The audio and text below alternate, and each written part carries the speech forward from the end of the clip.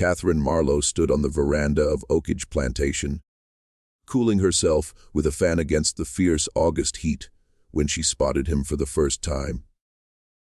The wagon traveled up the long dirt lane, stirring dust that lingered in the motionless air like a drawn drape.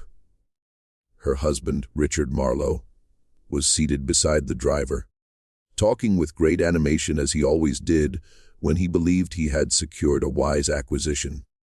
However, it was the man bound in chains at the rear of the wagon that caused Catherine's breath to catch. He was immense, even seated, stooped forward with his wrists fastened to the wagon bed. He loomed over the two guards positioned at his sides. His shoulders were so wide they appeared to obscure the sun behind him.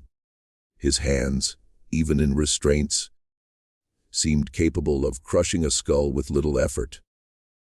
Yet there was a peculiar quality about him that Catherine couldn't quite name. He kept his head lowered, his posture meek, almost beaten. He coughed now and then, a wet, raspy noise that hinted at sickness. His garments drooped on his frame, as though he had shed weight recently. "Catherine," Richard called out as the wagon halted. "Come see what I've obtained. Wait until you lay eyes on the size of this one. He'll perform the labor of 3 men. Catherine descended the steps slowly, her silk skirts whispering, her hand clasping the rail. She had witnessed many enslaved individuals arrive at Oakidge throughout the years. The plantation currently held 43, but none had ever looked quite like this fellow. As she drew nearer, the giant lifted his head slightly, just enough for her to glimpse his eyes. They were dark, sharp, and for an instant she noticed something flicker across them, something that resembled calculation before he cropped his gaze once more and coughed into his shackled hands. "He's unwell," Catherine observed, stepping back automatically. "Richard, you didn't pay full price for an ailing slave, did you?" Richard laughed, the noise echoing across the yard. "Minor issue, nothing serious. The seller assured me it's merely fatigue from travel. A few days of rest and adequate meals, and he'll be robust as an ox. Just look at his size, Catherine. Those arms, those shoulders. I secured him for half the usual cost because of that cough. It's the bargain of the season." Catherine was less convinced. There was an element about the giant that made her uneasy, though she couldn't pinpoint exactly what. Perhaps it was the manner in which he carried himself, that peculiar blend of evident frailty and dormant strength. Or perhaps it was something in his gaze, during that fleeting moment when he'd looked at her, a profundity that indicated more consciousness than was comfortable. "What's his name?" she inquired. "Calls himself Jonas," Richard replied, motioning for the guards to release the prisoner. "Claims he worked the fields on a plantation in South Carolina before his master died and the estate was sold off. Strong laborer, no record of running or insurrection, an ideal addition to our workforce." As the chains were removed, Jonas rose slowly, and Catherine had to tilt her head upward to see his face. He must have been close to 7 feet tall, with a build that suggested enormous power despite the apparent ailment. He swayed slightly, as if lightheaded, and steadied himself against the wagon. One of the guards chuckled, "Careful, big man. Wouldn't want to stumble and injure yourself before you've done any work." Jonas stayed silent, merely nodding submissively and permitting himself to be escorted toward the slave quarters. Catherine watched him depart, that troubling sensation lingering in her chest like a lodged stone. She had been reared on a plantation, had spent all 28 years of her life within the system of slavery, and had cultivated certain instincts about the people her husband possessed. Something about Jonas felt off. Not threatening exactly. He appeared too frail, too passive to be menacing. But wrong all the same. "You worry excessively," Richard said, wrapping an arm around her shoulders. "He's just a large, simple field hand. Nothing to fret over. Now, shall we head inside? I'm starving, and I'm certain Bessie has prepared something tasty for supper. Catherine permitted herself to be guided indoors, but she glanced back one more time at the figure of Jonas disappearing into the quarters. She couldn't shake the sense that her husband had brought something onto their plantation that would transform everything. She simply didn't yet know whether that change would be for good or ill. What Catherine didn't realize, what nobody at Oakidge Plantation realized, was that Jonas wasn't his true name. That he hadn't been a field hand in South Carolina, that he had never been submissive or simple or weak, and that the cough, the stooped posture, the appearance of illness were all carefully fabricated falsehoods, intended to accomplish one specific goal: infiltration. His real name was Elijah. He was 32 years old, and he was a hunter. Before we proceed with this tale of retribution, don't forget to subscribe to the channel and comment which city you're tuning in from. Thank you, and let's carry on. 6 months earlier, February 1857, Tennessee. Elijah had been born free in a small community of free black people in the mountains of Tennessee. His father, Samuel, had been a renowned tracker and hunter who had fled slavery 20 years before Elijah's birth and had never been recaptured. Samuel had imparted to his son all he knew about tracking game, interpreting forest signs, comprehending animal behavior, moving noiselessly through wilderness, and most crucially, how to think like a predator. A hunter doesn't pursue his prey, Samuel had told him when he was just a boy. A hunter understands his prey. He studies its routines, its vulnerabilities, its fears, and then he lays a trap so flawless that the prey walks into it willingly. Elijah had become one of the finest hunters in the region, supplying meat for his community and occasionally guiding affluent white men on hunting trips. Men who paid generously and never questioned his status because his abilities were too valuable. He had a wife, a modest cabin, and a life that, while not easy in a nation that despised his skin color even when he was technically free, was at least his own. Then, 3 years ago, everything had shifted. His mother, Ruth, had been born into slavery on a Georgia plantation called Oakidge. She had escaped when Elijah was merely an infant. Traveling hundreds of miles northward with him, wrapped in a blanket against her chest, following the North Star and the whispered directions of the Underground Railroad. She had found Samuel, had constructed a life, had experienced freedom. But 2 decades later, slave catchers had located her. They had arrived in the night with dogs and chains and a legal document declaring her the property of Richard Marlo of Oakidge Plantation, Georgia. The law didn't care that she had lived free for 20 years. Didn't care that she had a husband and a grown son. Didn't care that compelling her back into bondage was a cruelty that defied every notion of human decency. The Fugitive Slave Act was explicit. Escaped slaves could be captured and returned to their owners, no matter how long they had been free, no matter where they were discovered. Elijah had been away on a hunting expedition when it occurred. By the time he returned, his mother was gone. His father had tried to intervene and had been beaten so severely he couldn't walk. The cabin had been ransacked, and pinned to the door was a notice: property of Richard Marlo, Oakidge Plantation, Georgia, legally reclaimed. Elijah had held his father while the old man sobbed. Samuel, who had escaped slavery and built a life and taught his son to be strong and free, had been powerless to protect the woman he loved. "I'm sorry," Samuel kept repeating. "I'm sorry. I couldn't stop them. There were too many. I couldn't stop them." "It's not your fault," Elijah had told him, but internally, a cold fury was mounting. His mother was back in chains because of a man named Richard Marlo. Back on a plantation called Oakidge, back in a world of brutality and debasement and stolen humanity, and Elijah was going to retrieve her.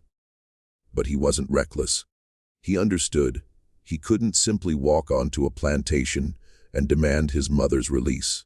He knew that a direct assault would result in his death or his own enslavement. So he did what his father had taught him to do. He studied his prey. He learned everything he could about Oakidge Plantation, about Richard Marlo, about the property's layout and the number of overseers and the security protocols in place. What he discovered was formidable. Oakidge was among the largest plantations in Georgia, with over 400 acres of cotton and tobacco fields. Richard Marlo was wealthy, well-connected, and notorious for his harsh treatment of enslaved people. The plantation employed 6 overseers, all armed and seasoned. There were dogs, patrols, and a reputation for ruthlessly punishing any slave who attempted escape. A direct rescue was impossible, but infiltration, that might succeed. So Elijah had devised a plan that was audacious to the point of insanity. He would arrange to be sold to Richard Marlo. He would enter Oakidge Plantation not as a rescuer but as property. Once inside, he would collect information, locate his mother, and execute an escape that would liberate not just her, but as many others as possible. And in the process, he would dismantle Richard Marlo's operation so thoroughly that the man would never recover. It took 6 months of preparation. Elijah had to learn to act like a slave, to adopt the posture, the speech patterns, the submissive behavior that white people anticipated. He had to suppress every instinct that made him free and strong. He had to become, at least outwardly, the kind of property that would be bought and sold. The hardest part was allowing himself to be captured. He had traveled south to the borders of slave territory and had deliberately allowed a slave patrol to find him. He had claimed to be a runaway from a plantation in South Carolina, had given false information about his owner, had acted confused and frightened and weak. The patrol had believed him, because he gave them what they expected to see: a large, simple Negro who had made a foolish attempt at freedom and was now resigned to his fate. He was taken to a slave jail in Augusta, where he spent 2 weeks in chains, continuing his performance. He developed a convincing cough by breathing in dust and irritating his throat. He hunched his shoulders and moved slowly, as if exhausted. He spoke in the deferential tones that white people expected, always avoiding eye contact, always acting as if he had been beaten into submission. When the traders began preparing for the next auction, Elijah made certain to be placed in the category of questionable health. Valuable for his size, but risky because of the apparent illness. He knew that Richard Marlo was known to attend these auctions, seeking bargains. Slaves he could purchase cheaply due to some minor flaw, and then work to death in his fields. Sure enough, when auction day arrived, Richard Marlo was present. And when Elijah was brought onto the auction block, hunched and coughing, with his massive frame concealed beneath a posture of weakness, Marlo's eyes gleamed with avarice. Here was a slave who appeared capable of tremendous labor, available at a discount because of a temporary ailment. The bidding was brief. Most buyers were skeptical of the cough, worried about disease. But Marlo was self-assured, and when the auction concluded, Elijah had a new owner. He had successfully infiltrated Oakidge Plantation. Now came the difficult part. The first week at Oakidge was designed to break him, to test whether he was worth the investment Richard Marlo had made. Elijah was assigned to the cotton fields, the most grueling work on the plantation, where men and women labored from dawn until well past dusk under the supervision of overseers who carried whips and used them liberally. The head overseer was a man named Garrett Pike, a veteran of plantation management, who had worked at Oakidge for 15 years. Pike was shorter than Elijah by a foot, but he carried himself with the confidence of someone who held absolute power over other human beings. On Elijah's first morning, Pike looked him up and down with undisguised disdain. "So, you're the giant the master bought," Pike said, circling Elijah like a predator examining prey. "Big man with a cough. Let's see if you can actually work, or if the master wasted his money." Elijah kept his head down and said nothing, maintaining the submissive posture he had perfected. Pike smiled, a cruel expression that didn't reach his eyes. "You'll be in the West Field starting today. You'll pick cotton from sunup to sundown. You'll fill your basket to the top, same as everyone else. If you fall behind, you'll be encouraged to work faster. If you slack off, you'll be reminded of your place. If you cause any trouble, you'll learn why runaways from Oakidge are so rare. Do you understand?" "Yes, sir," Elijah said quietly, injecting just the right measure of fear into his voice. "Good. Now, get to work." The West Field stretched for acres, row after row of cotton plants heavy with bolls that needed to be picked. 40 slaves worked the field, their fingers moving with practiced efficiency as they plucked cotton and dropped it into the large baskets strapped to their backs. An overseer patrolled the rows on horseback, a whip coiled at his belt, watching for any sign of slacking. Elijah took his position at the end of a row and began picking. His massive hands, which could track a deer through miles of forest and set traps that even the craftiest predators couldn't avoid, now performed the mindless, repetitive task of pulling cotton from plants. He worked slowly at first, maintaining the appearance of weakness, coughing periodically to remind everyone of his supposed illness. But he was also observing, watching the overseer's patrol patterns, counting how many guards were visible at any given time, noting which slaves seemed broken and which still had fight in their eyes, learning the layout of the fields, the location of the tree line, the distance to various buildings. Every detail was stored away, pieces of a puzzle he was slowly assembling. By midday, his basket was only half full, far behind the other workers. The overseer on horseback noticed and rode over, stopping his horse inches from where Elijah stood. "You're slow, big man. Very slow. Surely a giant like you can pick faster than that." Elijah coughed and kept his eyes down. "Sorry, sir. Still feeling weak. I'll work faster." The overseer considered this, then without warning struck Elijah across the back with his whip.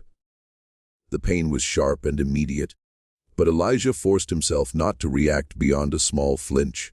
He'd experienced pain before.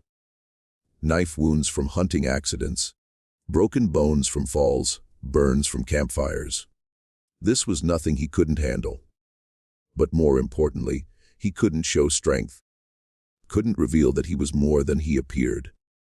"That's to help you remember to work faster," the overseer said. "Next time I come by, your basket better be fuller, or you'll get more than one." "Yes, sir," Elijah whispered. The overseer rode off and Elijah resumed picking, now moving slightly faster, but still maintaining his performance of weakness. An older woman working nearby glanced at him with sympathy. "Don't let them break you on the first day," she said quietly. "Pace yourself. Show just enough effort that they don't kill you, but not so much that they expect it every day." "Thank you," Elijah said, and meant it. This woman, her name was Abigail, he would learn later, had been at Oakidge for 20 years. She knew how to survive. As the sun climbed higher, the heat became oppressive. Sweat poured down Elijah's face and back. His hands, despite their size and strength, began to ache from the repetitive motion. But this was nothing compared to tracking game for days through mountain wilderness. This was nothing compared to what his mother was enduring somewhere on this plantation. That thought kept him going. Ruth was here somewhere within these 400 acres. His mother was working, suffering, enduring. He just had to find her. By evening, when the bell finally rang to signal the end of the workday, Elijah's basket was nearly full. Not the fullest, but respectable enough that the overseers didn't punish him further. The slaves trudged back to their quarters, a collection of rough wooden cabins that housed the plantation's labor force. The cabins were cramped, poorly maintained, and offered minimal protection from the elements. But they were shelter, and after 16 hours of work, even a thin mattress on a wooden floor seemed like luxury. Elijah was assigned to a cabin with 5 other men, all field workers. They eyed him warily as he entered, taking in his size, his apparent weakness, his status as a newcomer. "You, the new giant?" asked one man, middle-aged with a scar across his cheek. His name was Moses. "Yes," Elijah said simply. "You pick much cotton today?" "Not enough. Still sick." Moses nodded, accepting this. "Get better fast, master. Don't keep sick slaves long. Either you work, or you get sold south to the rice plantations, and nobody survives rice country." The other men murmured agreement. Elijah filed this information away. Another piece of the puzzle. Oakidge was harsh, but apparently there were places even worse, and Marlo wasn't above selling defective property to maximize his profit. That night, lying on his thin mattress while the others slept, Elijah began his real work. He had spent the day observing, learning the surface details of plantation life.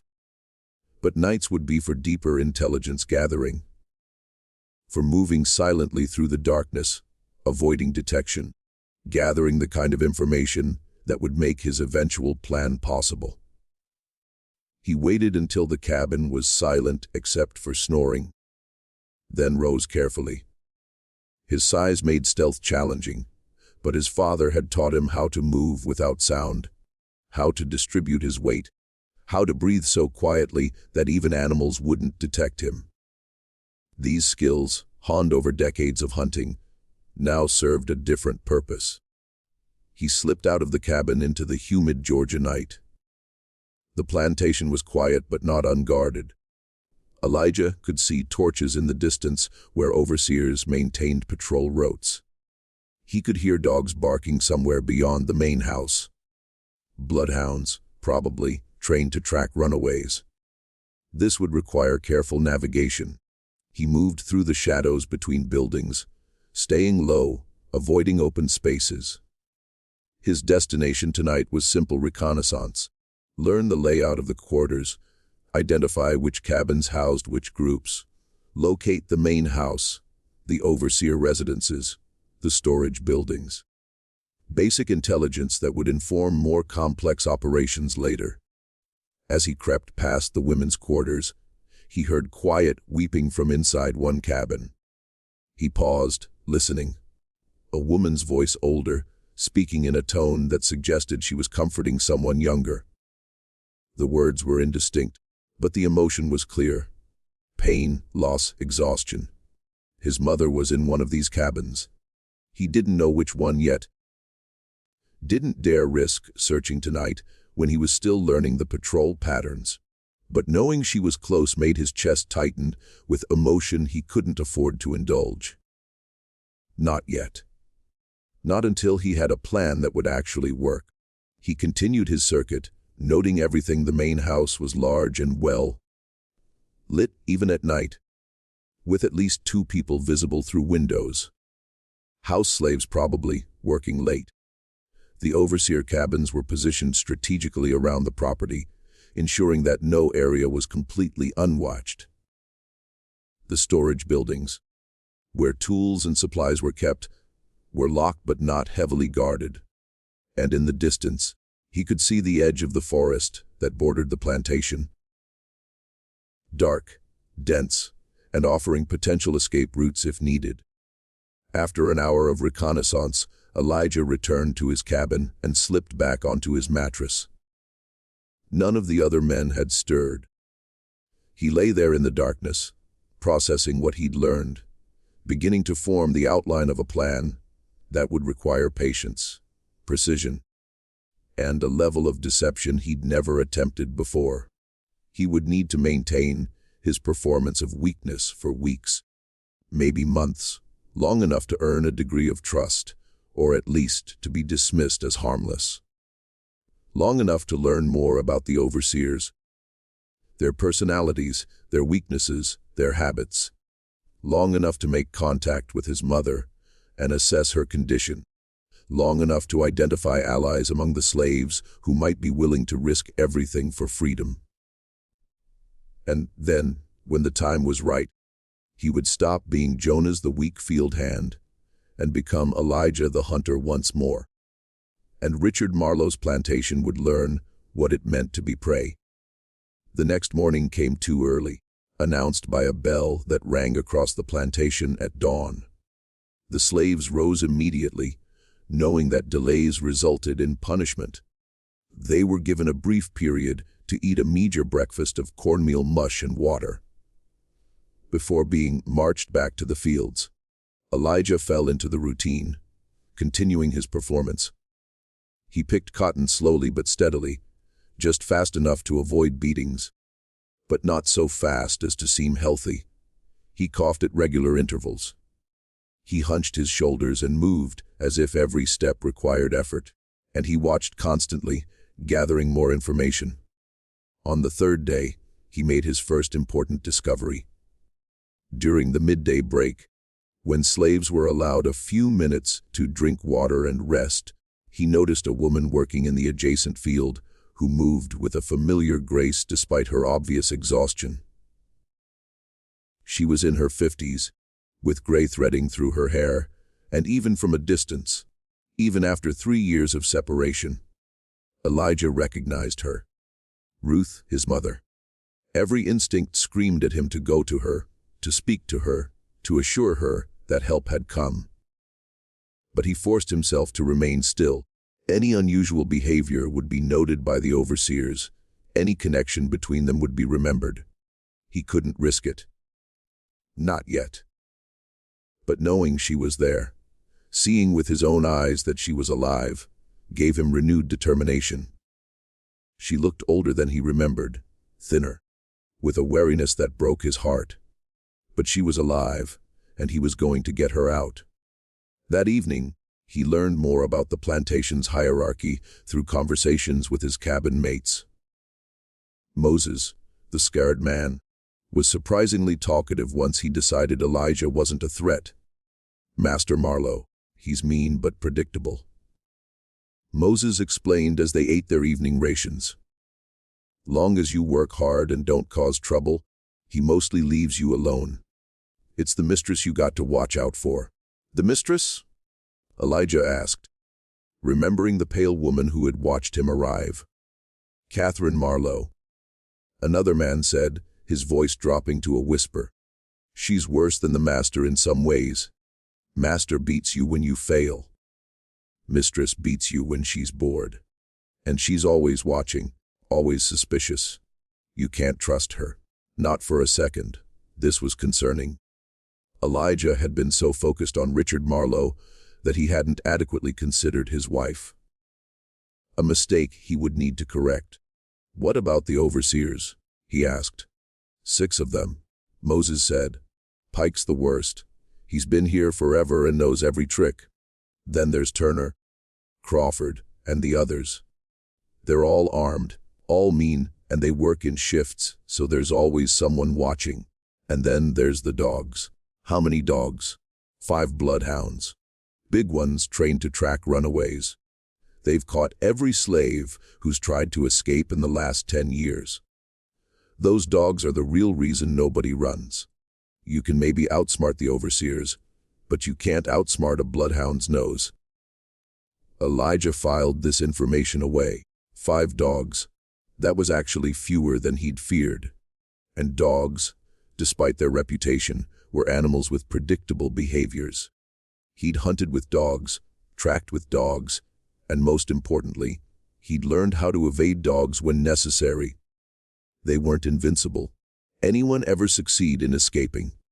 He asked casually. The cabin fell silent. Moses looked at him with something like pity. Why are you asking? You thinking about running, big man? You'll be dead in a week. Or worse, you'll be caught and made an example of. Master Marlo don't just whip runaways. He breaks them, makes them wish they'd never been born, and then he sells them south to places where they work you to death in 6 months. Don't even think about it. I'm not. Elijah lied. Just curious. But the conversation told him something important. The slaves at Oakidge had been so thoroughly broken, so convinced of the impossibility of escape, that they wouldn't even consider it. This meant he couldn't count on mass cooperation. When the time came, he would have to act with a small, trusted group, or possibly alone. Over the following weeks, Elijah settled into the brutal routine of plantation life while secretly continuing his nocturnal reconnaissance. He mapped every building, every patrol route, every dog kennel. He identified the locations where supplies were stored, where weapons were kept, where the overseers slept. He learned which guards were alert and which were lazy, which dogs were truly dangerous, and which were mostly for show. And gradually, carefully, he began to make contact with slaves who seemed like potential allies. Not many. Trust was a luxury that enslaved people couldn't afford. But a few. Abigail, the older woman who had shown him kindness on his first day, a young man named Samuel, who still had fire in his eyes, a woman named Clara, who worked in the main house and had access to information about the Marlo's schedules and habits. He didn't reveal his true purpose. Not yet. He simply established himself as someone who listened, who was thoughtful, who might be more than he appeared. Seeds that would grow when the time came.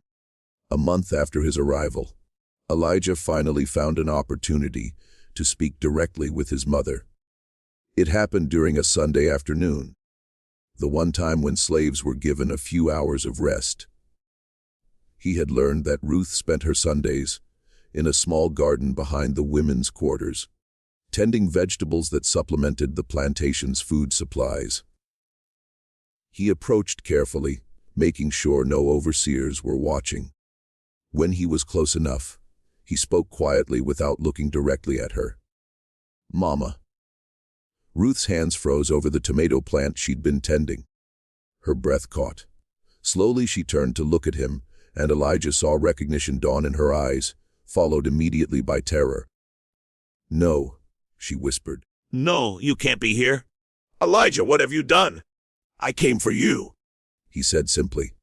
"I came to take you home." Tears spilled down her cheeks. "You fool. You beautiful, stupid fool. Do you know what they'll do if they find out? Do you know what they'll do to both of us?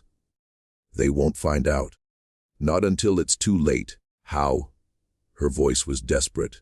"How can you possibly? Elijah, there are 6 overseers, 5 dogs patrols every night. Master Marlo is connected to every sheriff and slave catcher in 3 counties. Even if we ran, we'd be caught before we made it 10 miles. Then we don't run," Elijah said. "Not yet. Not until I've prepared everything. Mama, trust me. I'm not the boy you raised. I'm a hunter, and I've spent the last month learning everything about this place. When I move, it will work. I promise you." Ruth stared at him, seeing perhaps for the first time that her son had become something formidable, something dangerous. "What do you need from me?" she finally asked.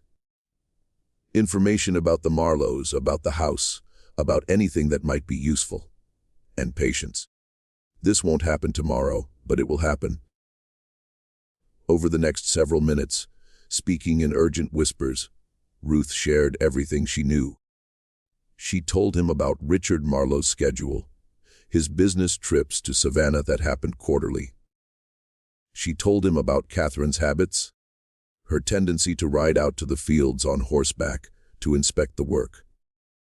She told him about the main house's layout, including a study where Marlo kept his personal weapons and papers. Most importantly, she told him about the one night each year when the plantation's guard was at its lowest, the harvest celebration.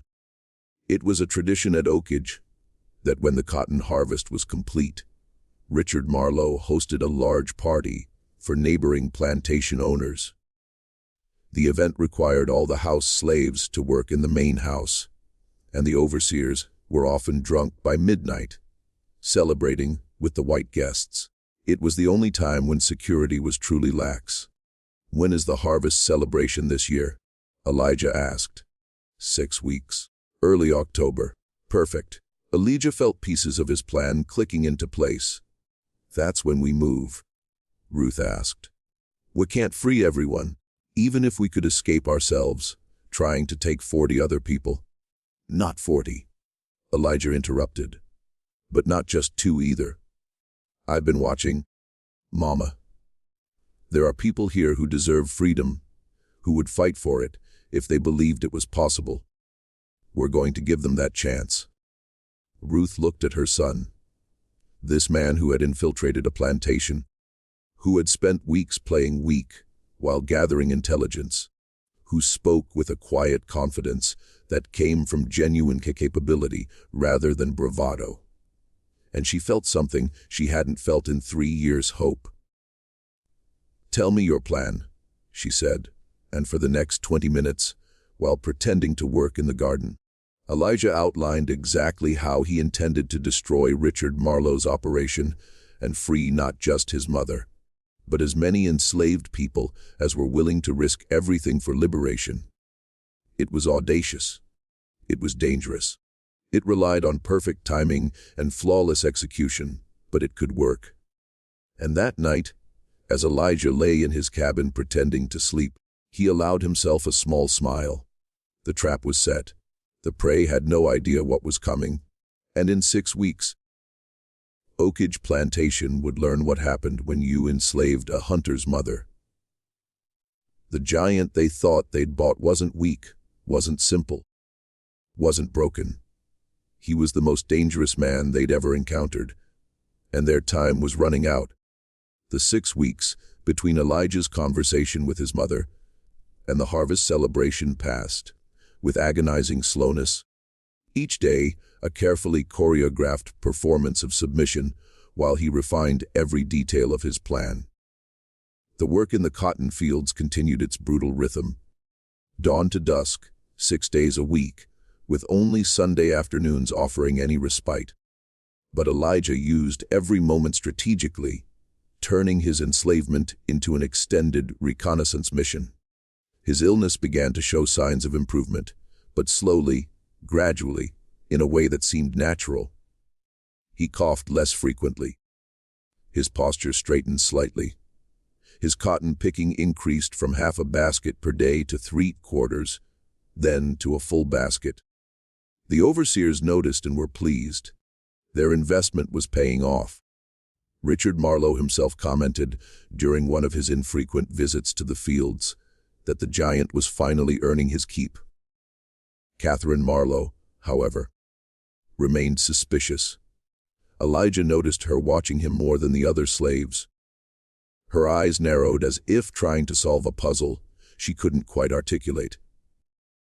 She would ride out to the fields on her chestnut mare, ostensibly to inspect the work, but Elijah could feel her gaze lingering on him longer than necessary. It was unsettling, this attention, but he never acknowledged it. Never gave her any reason to think he was anything other than what he appeared to be. During the 4th week of his preparation, Catherine approached him directly. It was midday, the sun blazing overhead, and Elijah was drinking water from the communal bucket when her horse stopped beside him. He immediately lowered his eyes, the gesture of deference so practiced now it was almost natural. "You," she said, her voice sharp. "Jonas, isn't it?" "Yes, Mom," Elijah replied quietly, not looking up. "You've been here a month now. You're working better, stronger." "Yes, Mom. Thank you." "Ma'am, look at me when I speak to you." Elijah raised his eyes slowly, making sure his expression showed nothing but respectful attention. Catherine studied his face for a long moment, her own expression unreadable. "There's something about you," she said finally. "Something I can't quite identify. You're different from the others. Smarter, perhaps. More aware." Every instinct screamed at Elijah to deny this, to deflect, to return to his performance of simple, minded obedience. But Catherine was perceptive in a way her husband wasn't, and complete denial might seem suspicious in itself, so he chose a middle path. "Just trying to work hard, mem. Trying to be useful. Don't want to be sold south." Catherine's lips curved into something that wasn't quite a smile. Sold south. Yes, that's every slave's nightmare, isn't it? The rice plantations, the sugar fields, places where Negroes die faster than they can be replaced. She paused, watching his reaction. "Are you afraid of that, Jonas?" Yes. Elijah said honestly, because that much was true. He had heard the stories of those plantations, where enslaved people were literally worked to death within months. It was a fate he wouldn't wish on anyone. "Good. Fear keeps you obedient. Fear keeps you alive." Catherine turned her horse to leave, then stopped. "My husband thinks he got a bargain when he bought you. A strong worker at half price because of a temporary illness. But I wonder if perhaps you're more trouble than you're worth." She rode away without waiting for a response, leaving Elijah standing there with his heart pounding. This was dangerous. Catherine's suspicion. Even if she couldn't articulate exactly what she suspected, was a threat to everything he'd planned. He would need to be even more careful around her. That evening, he shared his concern with Ruth during one of their carefully arranged brief encounters. They had developed a system where they could exchange a few words during Sunday afternoons without attracting attention. And occasionally, when Ruth was assigned to work in the vegetable garden, Elijah could engineer reasons to be nearby. "Catherine's always been like that," Ruth said quietly, her hands moving mechanically as she pulled weeds. "She watches everyone, looking for signs of resistance, of intelligence, of anything that might threaten their control. But she can't do anything based on suspicion alone. Just keep being what they expect to see. What if she convinces Marlo to sell me before the harvest celebration? She won't. Richard's too pleased with your cotton production. As long as you keep working hard, he won't get rid of you. Catherine may suspect something, but she has no proof, and Richard doesn't listen to her hunches." Elijah nodded, filing this information away. It highlighted something he'd already observed. The marriage between Richard and Catherine Marlo was not one of equals. Catherine was intelligent and perceptive, but in the world they inhabited, her opinions mattered less than her husband's financial calculations. As long as Elijah was profitable, he was safe. During the 5th week, Elijah began the most dangerous phase of his preparation, recruiting allies. He had identified 5 slaves who seemed like potential collaborators, people who still had fight in them, who weren't completely broken by the system. The challenge was approaching them without revealing too much, without creating a conspiracy so large that someone might betray it out of fear or hope of reward. His first recruit was Abigail, the older woman who had shown him kindness on his first day. She was 57 years old, had been enslaved at Oakidge for 22 years, and had a quiet strength that came from surviving unspeakable hardships. Elijah approached her one Sunday afternoon, speaking in a voice barely above a whisper. "Abigail, can I ask you something? If you had a chance, a real chance, to be free, would you take it? Even if it meant risking your life?" Abigail's hands stilled over the quilt she was mending. She didn't look at him, but her voice, when she spoke, was steady. "Every slave dreams of freedom, Jonas, but dreams don't mean anything when the reality is dogs and whips and slave catchers. Why are you asking? Because dreams can become reality if you plan carefully enough. if you're willing to be patient, if you're willing to fight when the moment comes. Now Abigail did look at him, her eyes searching his face. Who are you really? You're not what you pretend to be, are you? I'm someone who keeps promises, Elijah said. And I promised myself I'd free my mother from this place, but I can't do it alone. I need people I can trust, people who are willing to risk everything for a chance at freedom. Your mother, Abigail repeated slowly. Ruth, the woman in the vegetable garden. I should have seen it. You have her eyes. Will you help? Abigail was silent for a long moment, weighing the risk against the possibility. Finally, she nodded. What do you need me to do? Over the next 2 weeks, Elijah carefully recruited 4 more allies. Samuel, a 23-year-old field hand who had seen his wife sold away the previous year and burned with quiet rage. Clara, who worked in the main house and had access to information about the Marlo's routines. Moses, the scarred man from Elijah's cabin who had lived at Oakidge long enough to know every detail of its operation. And a woman named Hannah, who worked in the kitchen and could provide access to certain supplies when needed. To each of them, Elijah revealed only what they needed to know. He told them that during the harvest celebration, when security would be at its weakest, they would make their move. He told them that he had a plan that would give them a genuine chance at freedom. He told them that it would be dangerous, that some of them might not survive, but that the alternative was remaining enslaved for the rest of their lives. All of them agreed to help, because even the smallest possibility of freedom was better than the certainty of bondage. The harvest celebration was scheduled for the first Saturday in October. As the date approached, Elijah could feel the tension building in his chest, a combination of anticipation and fear that he worked hard to conceal. Everything he had planned for the past 2 months would come down to a single night. If it worked, they would be free.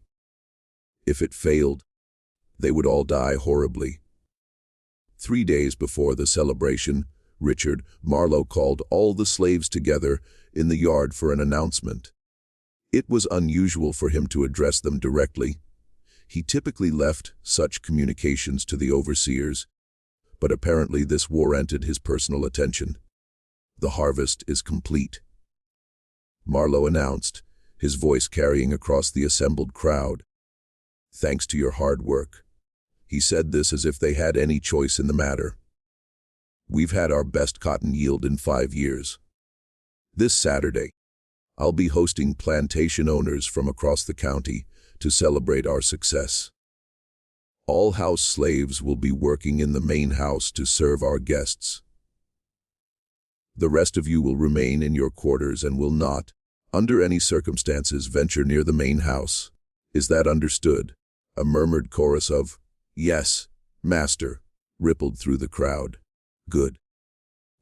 And just to ensure everyone remains where they belong, the overseers will be conducting periodic checks of the quarters throughout the evening. Anyone found where they shouldn't be will be dealt with severely. Elijah listened to this pronouncement with a sinking feeling. Periodic checks of the quarters would complicate his plan significantly. He had been counting on the overseers being distracted by the party, drinking with the guests, their attention focused on the main house rather than the slave quarters. This new security measure was a problem.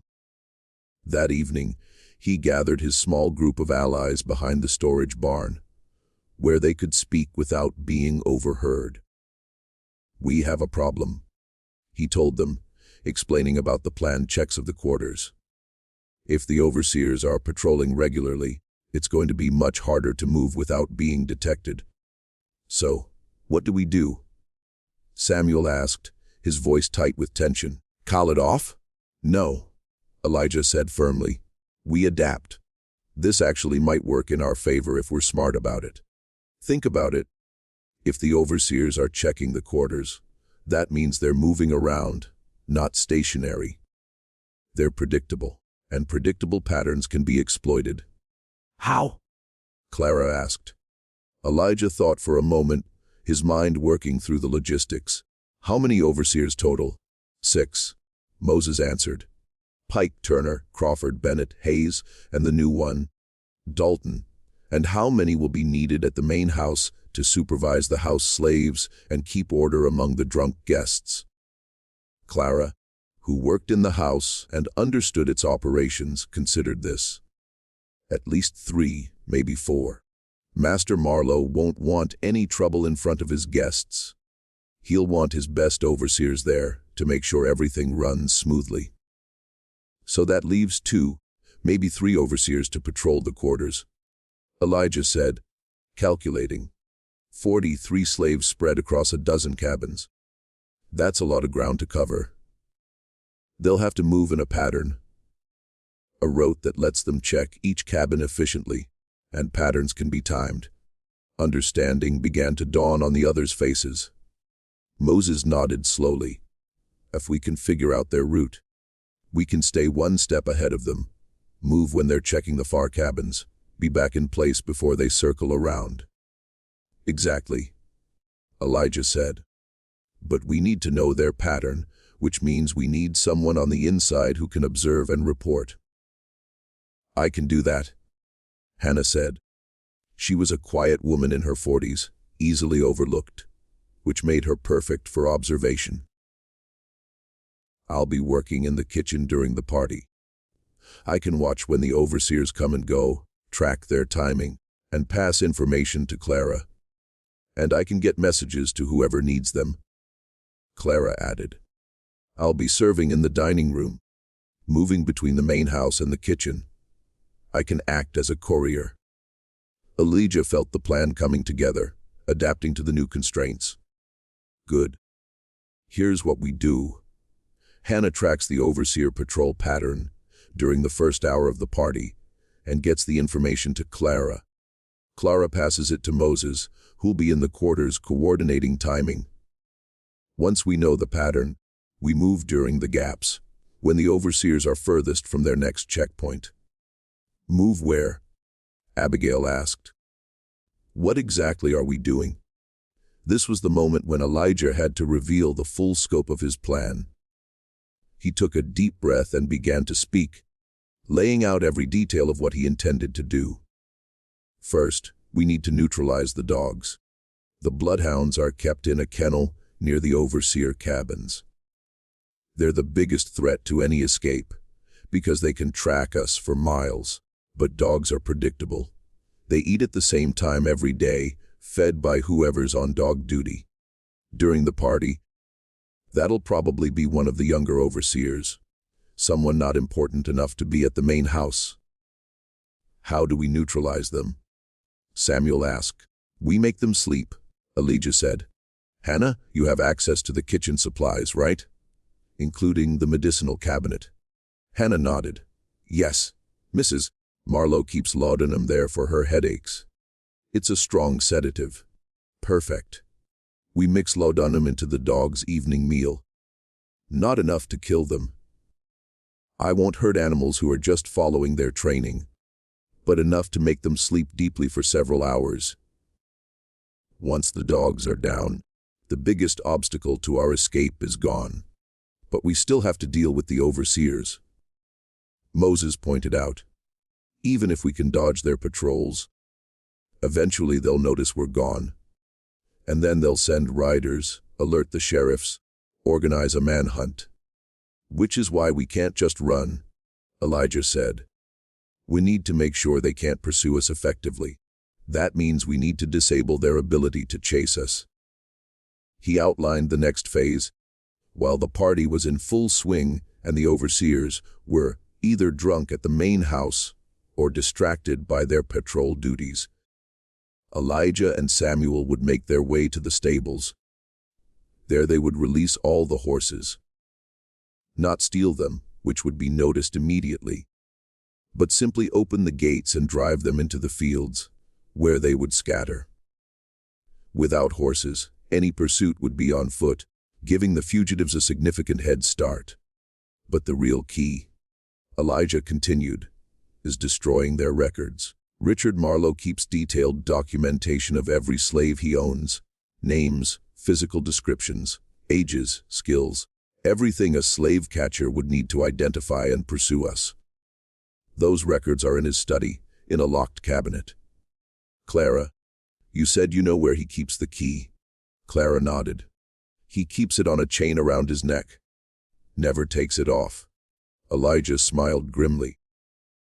Then we'll need to get it from him. Which brings me to the most dangerous part of the plan. While Marlo is drunk and distracted by his guests, I'm going to get into his study, retrieve those records, and destroy them. Without documentation, we become much harder to pursue. Slave catchers won't know exactly who they're looking for, won't have detailed descriptions to work from. That's insane, Moses said flatly. You're talking about walking into the main house during a party full of white people, stealing from the master while he's still awake, and walking back out. You'll be caught before you make it 10 feet. Not if I'm supposed to be there, Elijah countered. Not if I'm part of the serving staff for the evening. He explained his reasoning. Richard Marlo had bragged repeatedly about his giant slave, the massive field hand he'd bought for half price, who was now one of his most productive workers. It would be entirely in character for Marlo to show off his prize to his guests, to have the giant serve drinks or move furniture as a demonstration of his excellent slave management. All Elijah needed to do was position himself in the right place at the right time.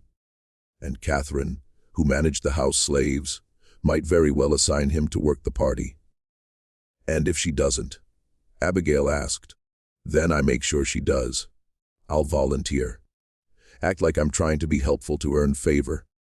She'll be suspicious. She's always suspicious. But she'll also be too busy managing a party for 40 guests to turn down free labor. The plan was audacious, filled with variables that could go wrong, but it was also the best chance they had. Over the next 2 days, they refined the details, assigned roles, identified fallback positions if things went wrong. Elijah drilled them on timing, on what to do if they were separated, on how to recognize the safe houses and underground railroad markers they might encounter once they made it past the immediate danger zone. And finally, Saturday arrived. The morning of the harvest celebration was chaotic. The main house was a hive of activity as house slaves prepared for the evening's festivities. Tables were set, food was prepared. The best china and silver were polished until they gleamed. In the fields, the remaining slaves worked a half day, finishing the final tasks before being dismissed to their quarters for the duration of the party. Elijah worked mechanically.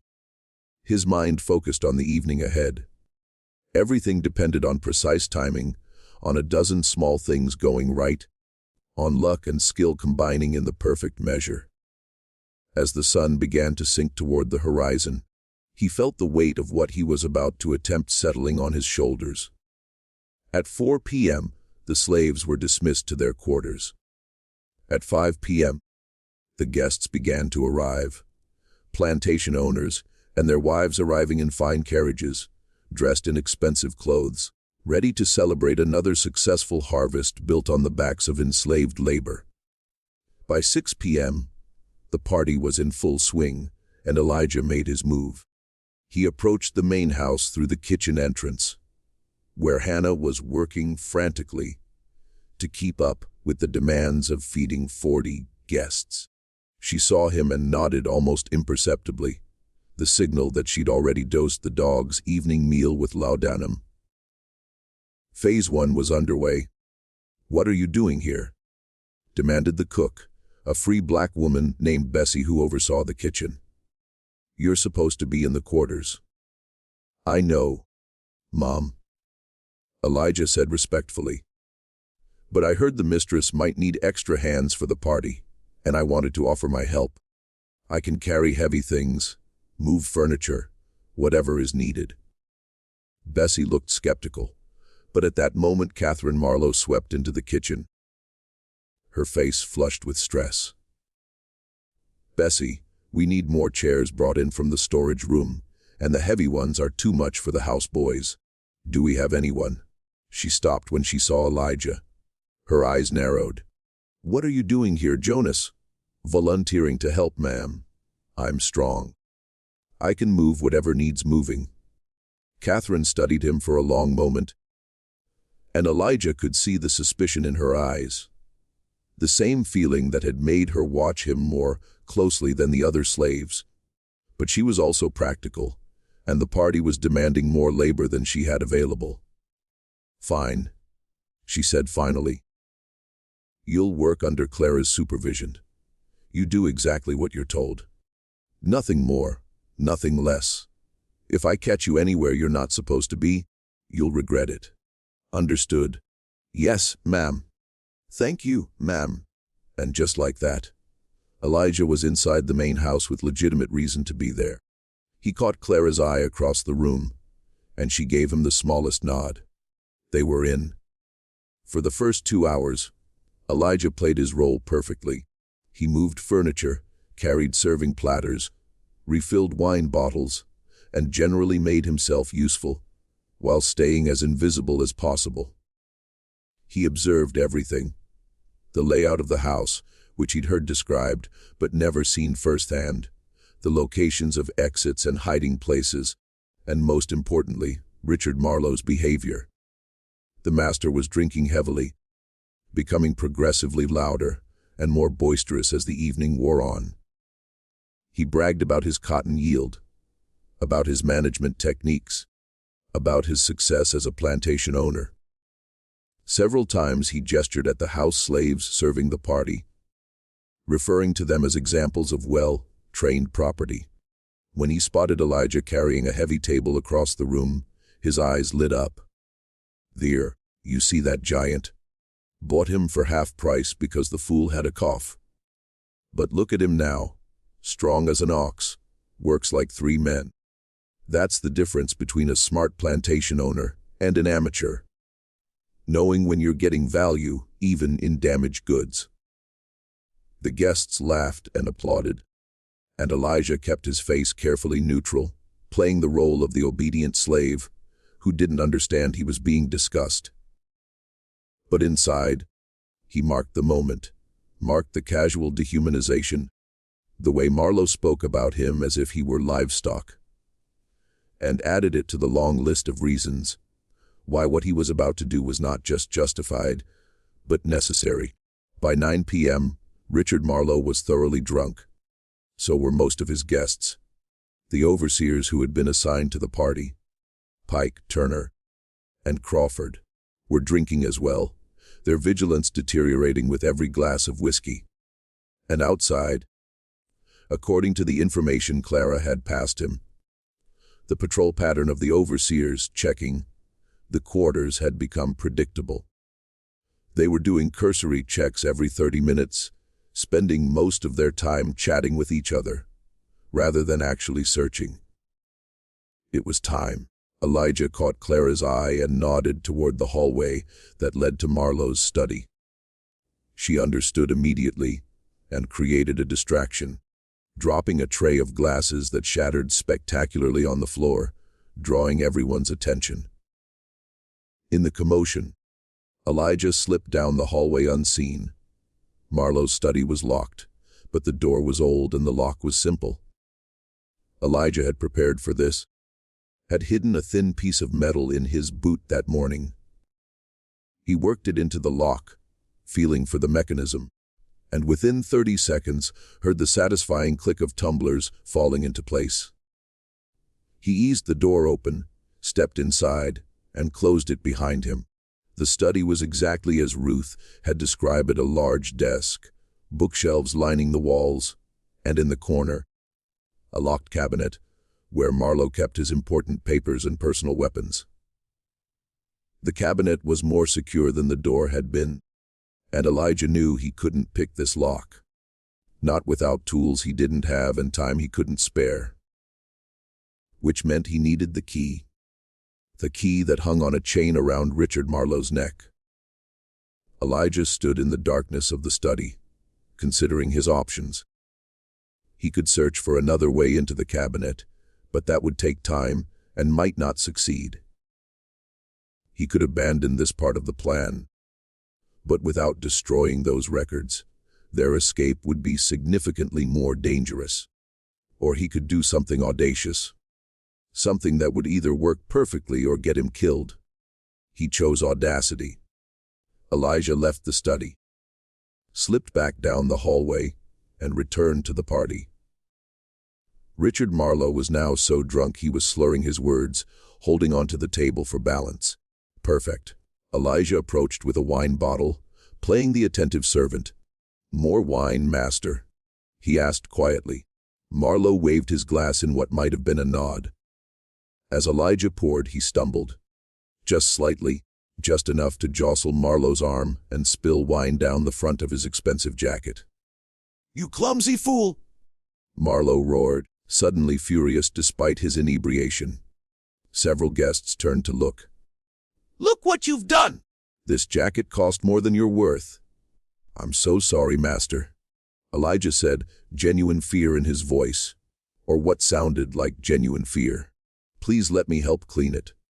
If we get water on it quickly, it might not stain." Still cursing, Marlo allowed himself to be led from the room by Elijah and Clara, who had materialized at exactly the right moment. They took him to a small washroom off the kitchen, where Clara began dabbing at the wine stain with a wet cloth, while Marlo continued his drunken tirade. "Stupid, worthless. I should sell you south. Rice plantations, teach you to be careful." While Clara worked on the jacket, Elijah positioned himself behind Marlo, ostensibly to help remove the garment. His massive hands moved with surprising delicacy, and in the confusion of cloth and arms and Marlo's drunken swaying, those hands found the chain around Marlo's neck. A quick pull, a snap of cheap metal, and the chain came free. Elijah palmed the key and slipped it into his pocket in one smooth motion. "There, master," Clara said, stepping back. "I think we got most of it. It should be fine once it's properly cleaned." Marlo was too drunk to notice the missing chain. He stumbled back toward the party, still cursing, while Elijah and Clara exchanged a brief, triumphant glance. They had the key. Elijah waited 10 minutes, making sure Marlo was thoroughly distracted by his guests, then slipped back to the study. The key worked perfectly in the cabinet lock. Inside, he found exactly what he was looking for: a leather-bound ledger containing detailed records of every slave on the plantation.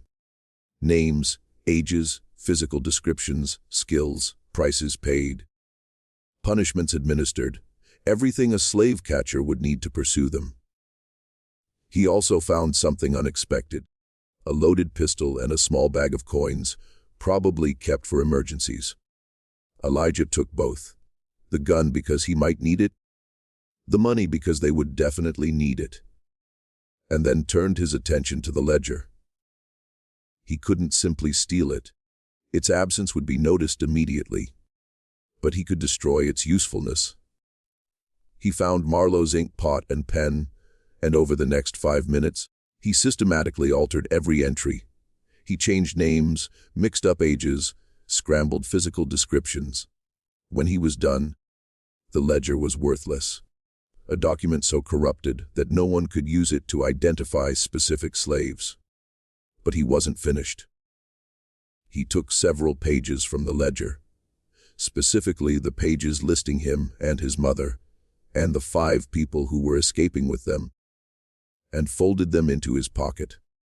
Then he carefully returned everything else to the cabinet, locked it, and wiped down any surfaces he might have touched. As he left the study, he checked his internal clock. It was 10:15 p.m., according to the plan. Samuel should now be at the stables releasing the horses. Hannah should have confirmed that the dogs were asleep. Moses should be coordinating the gathering of supplies in the quarters. Everything was proceeding on schedule. Elijah returned to the party, played his role for another 30 minutes to establish that he hadn't been gone for any significant length of time, then quietly slipped out through the kitchen as the clock struck 11 p.m. The party was still going strong, the guests now so drunk they barely registered his departure. He made his way quickly to the quarters, moving through shadows, avoiding the patrol route he'd memorized. When he reached his cabin, he found Moses, Samuel, and Abigail already there, along with his mother and the others. They had gathered everything they could carry: food, water, blankets, a few tools. They were ready. The dogs, Elijah asked quietly. Sleeping like babies, Hannah confirmed. Won't wake up for hours. The horses, Samuel grinned, scattered across 3 fields. They'll be chasing them down for days.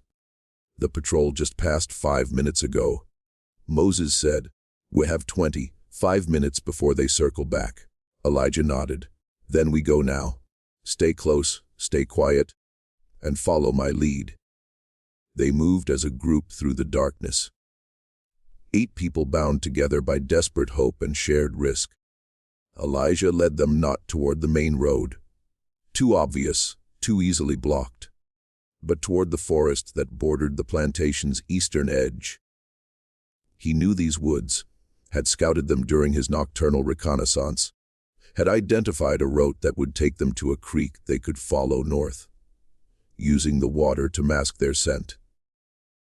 Behind them, Oakidge Plantation glowed with light and echoed with laughter, oblivious to what had just happened. Richard Marlo was still drinking with his guests, still bragging about his success, still completely unaware that his giant slave had just executed a plan that would destroy everything he'd built. They reached the tree line without incident. Elijah paused, looking back one final time at the place that had held his mother captive for 3 years. The place that represented everything evil about the system of slavery. Then he turned north and led his small band of fugitives into the darkness. They traveled through the night, following the creek as planned, putting as much distance as possible between themselves and Oakidge before the alarm was raised. Elijah set a brutal pace. He knew that every mile they covered tonight could mean the difference between freedom and recapture. The others struggled to keep up, especially Ruth and Abigail, both older and weakened by years of hard labor. But they pushed through exhaustion and fear, driven by the knowledge that there was no going back. By dawn, they had covered nearly 15 miles. Elijah found a dense thicket near a ravine and ordered everyone to rest. They were exhausted, their feet bleeding, their bodies pushed past normal limits. But they were also farther from Oakidge than any of them had imagined possible. How long before they realize we're gone? Clara asked, her voice hoarse from exertion. The party will probably continue until 2 or 3 in the morning. Elijah estimated. They won't check the quarters until dawn at the earliest. That gives us maybe 6 or 7 hours before the alarm is raised. By the time they organize a search party, we'll have a full day's head start, and the horses being scattered will slow them down. Samuel added. The dogs being drugged will slow them even more, Hannah said. Ruth looked at her son with an expression of wonder. You really did it. You planned all of this, infiltrated the plantation, gathered allies, and executed an escape that everyone said was impossible. How? Elijah was quiet for a moment before responding. You taught me to never accept injustice. Papa taught me to think like a hunter. The rest I figured out along the way. He looked around at the group. 8 people who had risked everything for freedom. But I couldn't have done it alone. Every one of you was essential.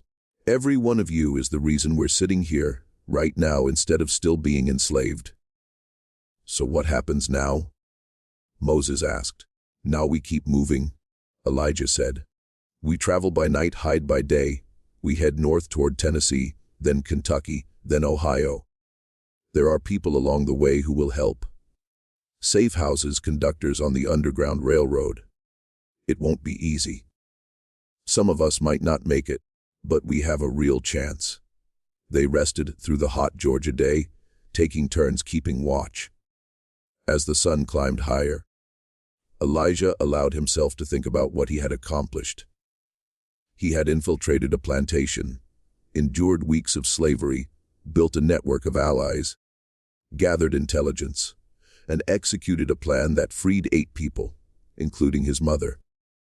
But more than that, he had proven something important, that enslaved people were not helpless, not powerless, not doomed to accept their bondage. With intelligence, courage, and careful planning, they could fight back. As evening approached, and they prepared to resume their journey, Elijah took a moment alone with his mother. "I'm sorry it took so long to find you," he said quietly. Ruth shook her head, tears streaming down her face. "You came. That's what matters. You risked everything to come for me." What mother could ask for more? They held each other for a long moment, and Elijah felt the weight of the past 3 years lifting slightly. She wasn't free yet. None of them were. Not until they crossed into free territory. But they were no longer slaves. They were fugitives.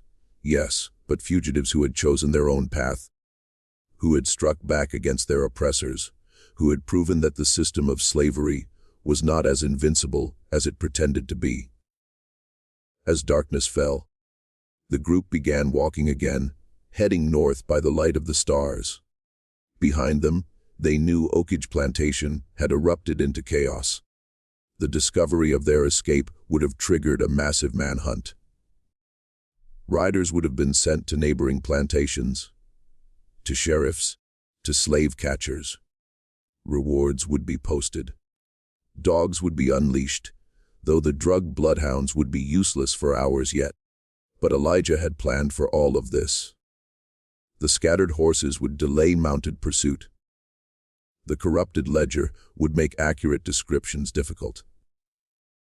The head start they'd gained would be nearly impossible to overcome, and the route he'd chosen, following waterways, avoiding roads, moving through terrain that was difficult for large groups to search, would make them very hard to track.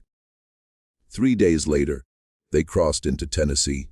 6 days after that, they reached the first safe house, a small farm owned by Quakers who asked no questions and provided food, rest, and directions to the next station on the Underground Railroad. 12 days after leaving Oakidge, they crossed into Kentucky, and 23 days after their escape, on a cold October morning, 8 former slaves crossed the Ohio River into free territory. They had made it, against impossible odds, with nothing but courage and careful planning. They had achieved what the system of slavery insisted was impossible. They were free. Years later, when Elijah was an old man living in Canada, he would tell the story of his infiltration of Oakidge Plantation to his grandchildren. He would describe how he had pretended to be weak, how he had endured weeks of slavery, how he had systematically dismantled the security of a plantation and led 8 people to freedom. His grandchildren would listen with wide eyes, barely able to believe that their gentle grandfather had once been the most dangerous slave a plantation owner ever bought. But the part of the story that Elijah always emphasized, the lesson he most wanted them to understand, was this: the people who enslaved others wanted the enslaved to believe they were powerless. They wanted them to accept their bondage as natural, inevitable, God-ordained. But it was all a lie. The enslaved had power, the power of intelligence, of courage, of community, of resistance. And when they chose to use that power, when they refused to accept injustice, extraordinary things became possible. Richard Marlo never recovered from the escape. The loss of 8 slaves was financially damaging, but the blow to his reputation was worse. Other plantation owners whispered about his incompetence, about how he'd been outsmarted by a slave he thought was simple and weak. The story spread, became legend, the tale of the giant who wasn't what he seemed, who infiltrated a plantation and freed his mother and 7 others. It became a source of hope for enslaved people across the South, a reminder that resistance was possible, that freedom could be won. Catherine Marlo, for her part, never forgave herself for not trusting her instincts. She had known there was something different about Jonah's, something dangerous beneath the surface. But she hadn't acted on that knowledge, and it had cost them dearly. She lived the rest of her life with the knowledge that she had seen the truth and ignored it. As for Elijah, he lived to see the end of slavery, lived to see the Civil War and emancipation, and the slow, painful reconstruction of a nation that had been built on bondage. He raised children and grandchildren in freedom, taught them to read and write, gave them opportunities he'd had to fight for. And he never forgot the 8 people who had trusted him enough to risk everything for a chance at freedom. Because that night, when they walked away from Oakidge Plantation and headed north toward freedom, they had done more than escape. They had proven that they were not property, not objects to be owned and controlled. They were human beings with agency and courage and the fundamental right to determine their own destiny. And no one, not Richard Marlo, not the slave catchers, not the entire system of slavery itself, could ever take that away from them. They had chosen freedom, and that choice, that single act of defiance in the face of